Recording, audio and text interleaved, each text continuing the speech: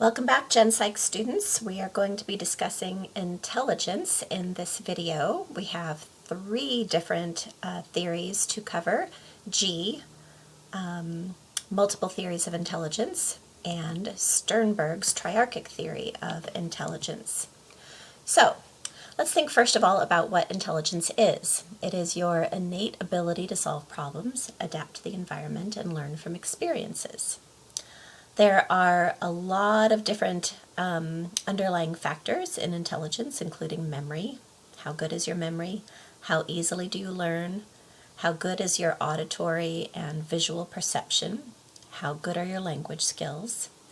It is often defined by the variable that's being measured. So our first theory of intelligence is called general intelligence, and it's denoted by the small letter G.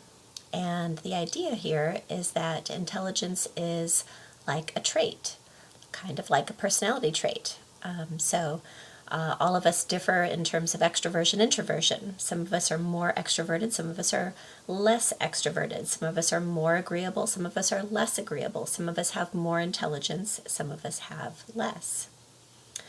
It is something that we can't measure directly. Instead, we have to infer it by measuring other kinds of abilities. So we might measure somebody's vocabulary, their memory, or their reasoning.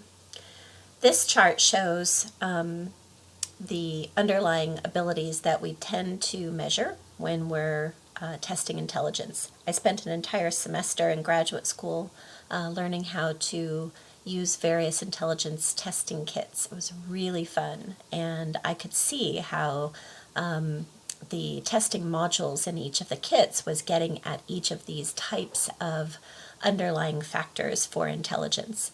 Now, don't be overwhelmed by this chart. I don't need you to have this memorized. What I want you to understand from this is the broad general idea that we have to look at these underlying abilities in order to get at G. So let's take a look at a couple of these. So first of all, let's understand fluid intelligence and crystallized intelligence. Your fluid intelligence is your general ability to learn and think, and your crystallized intelligence is what do you actually know. So you can imagine somebody who has very high fluid intelligence, very smart and learns easily and thinks creatively, but they've never been to school, and so their crystallized intelligence would actually be quite low. The amount of knowledge that they have would be low. So that can happen, so we separate out those two ideas. So if we're going to test for fluid intelligence, we're going to do things like sequential reasoning. So they might give you, those pattern problems you've probably seen on tests. Can you think through what's going to be the next picture in the pattern? And we might look at inductive reasoning or quantitative reasoning to get at fluid intelligence. For crystallized intelligence, oftentimes we're going to be looking at vocabulary. How well do you read? How well do you comprehend a reading passage? How much vocabulary do you have? And then there's general memory and learning. So we've got memory span and associative memory. Do you know somebody who has a mind like a steel trap? They can remember absolutely everything. My husband is actually this way. He's probably listening to me right now from the other room. He can remember everything. He remembers learning every single bone in the body from a high school anatomy class. I don't remember a movie that we watched together 5 years ago. No memory of that. I have to work for everything that I remember. Some people remember very easily, and some people have to work harder at that. And this is the general memory portion. Then there's broad visual and auditory perception. You can see those right here. Do any of you have really good visual perception? Like you would be very good at Where's Waldo. You would see the field really well if you were an athlete. You can scan a crowd and pick out something. My daughter has this. We'll be sitting watching maybe a band performance, high school band performance, and she'll say, "Oh, look, that girl in the cheerleaders has a different color of shoe." And I'm thinking, how did you notice that? And why would you even? And it's hard for me to even see it. My broad visual perception is not as good as hers. Broad auditory perception. Do any of you have really good auditory perception where you could hear a piece of music and the next day you could produce it, you could sing it or hum it or play it on an instrument? If you have a good ear for music, if you hear different sounds in foreign languages well and can repeat that well, then you probably have broad auditory perception. Then there's broad retrieval ability. They'll test this kind of thing by you can see here naming facility or ideational fluency.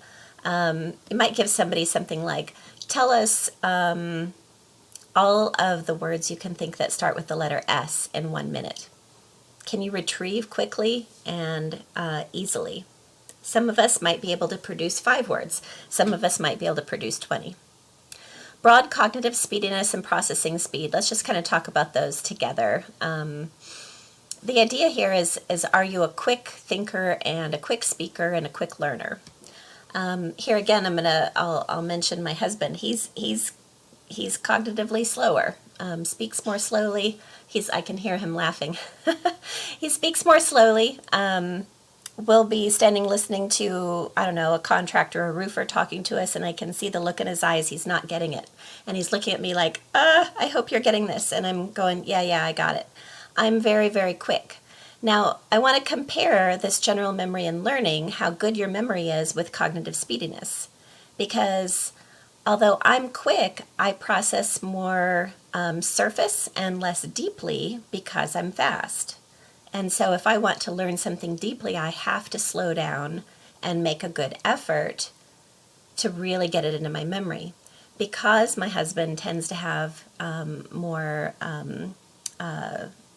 he's less cognitively speedy, his memory, I think that it goes absolutely hand in hand with how good his memory is.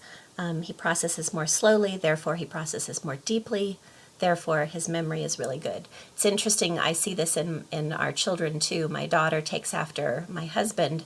She's not cognitively quick, but she's a very deep thinker and remembers absolutely everything. My son is more like me. He's a quick thinker.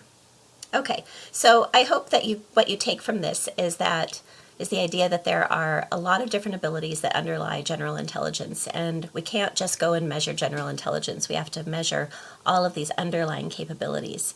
And as you were listening to this, you might have been thinking, I'm good at that one, I'm not very good at that one. And that's fine. We all have lots and lots of variability.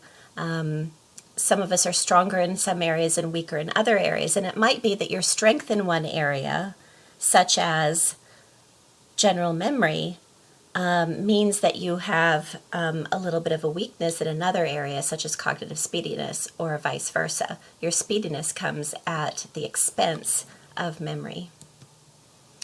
Sometimes students really like this idea. This is Gardner's theory of multiple intelligences, and this is for those of you who have ever thought to yourself, that guy wouldn't do very well in school, but man, is he smart. Okay? Anybody who's thought, it's not just all about language and math. There are other ways to be smart. And this is really Gardner's idea. So you can see linguistic and logical mathematical are up here. And this is what we tend to think of, I think, a lot of times when we think of, is somebody smart? Are you good with words? Are you good with math and logic? That's sort of your traditional book smart learning. But there are other things that Gardner says are of importance. So you see here the naturalist, the nature smart person. Think of Jane Goodall, who lived with the gorillas. Think of Steve Irwin, the crocodile hunter. Think of Bear Grylls, who seems to understand the earth and nature. Spatial smart is right here, and I don't like the graphic that they've used here because they've called this picture smart, and it might be that you're an amazing artist and can paint the Mona Lisa. I'm sure that the painter was spatially smart, but spatial smart is way more than that. Are you good with engines? Are you good with architecture? Are you good with engineering? Are you a quilter? All of those things are spatial intelligence. Over here, we often see body smart and music smart in schools as well. Isn't it true that people are either kind of verbal or math, And people are, in high school, we tend to separate, like people are either music kids or they're athletes. Okay, so your body smart people might be athletes, dancers, maybe a massage therapist, maybe a doctor. And of course, your music smart people are easy to think of. These two appear interpersonal and intrapersonal. First of all, I want you to think about those root words, or those prefixes, inter and intra. Inter means between, and intra means within. So if you are interpersonally smart, you are good at being smart with other people. You're smart about other people. When I lead this discussion in class, the first two people that come up are Oprah Winfrey and Ellen DeGeneres. Those are two of the most people-smart people that I can think of. Intrapersonally smart is a little bit harder to think about because this is somebody who is self-smart, smart about themselves. They tend not to be out there putting themselves out there in the world. But you might think of maybe a psychologist or, I don't know, the Dalai Lama. I don't know. That mixes up a little bit with soul smart, the existential smart. This was one that was added later after Gardner's original 8. And the idea here is that there are people who are very gifted at thinking about the world and the meaning of life and why are we here and big questions like that. So priests, rabbis, the Dalai Lama, philosophers would be considered existentially smart.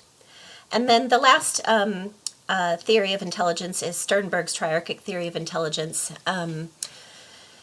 He says that people have analytic, practical, or creative intelligence. Your analytically smart person is good at processing information, solving problems, evaluating results. This is sort of your typical book smart person. Practical intelligence is really different. This is, can you size up the environment and react to a situation? Can you think of somebody who is really book smart, but you're like, I don't know how you function in the world? That's a person with analytic intelligence and maybe lacking in practical intelligence. Think of a salesman, or I think of Bear Grylls here too. He can size up an environment and adapt to that. Think of a person. Could you take a person? Could I lift you up and dump you into I don't know, a fancy dining room in New York City with a bunch of federal judges, and could you function well there? And then could I also dump you in the middle of the rougher areas of Fort Worth and have you manage yourself there? Can you size up a situation and adapt to it? That's practical intelligence. And then finally, creative intelligence, how you approach novel tasks. Can you use what you know to think originally? Can you come up with amazing thought experiments? Can you put together two things that never went together before and put them together in a way that is beautiful or useful? That's the creative intelligence. We'll pick up in another video on testing and IQ.